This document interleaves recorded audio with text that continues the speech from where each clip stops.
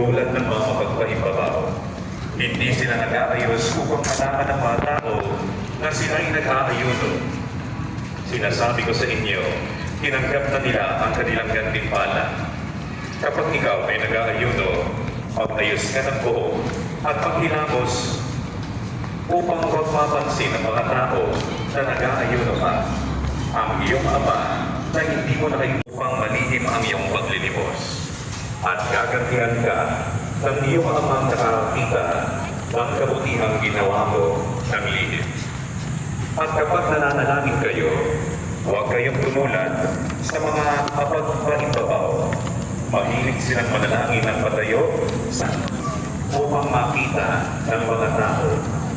Sinasabi ko sa inyo, tinanggap na nila ang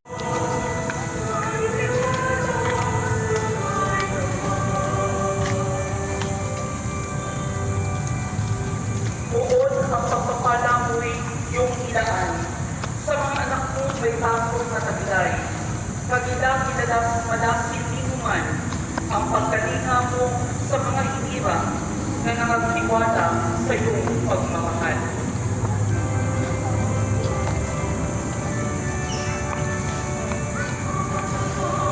Upang ihamakin ng mga kaaway.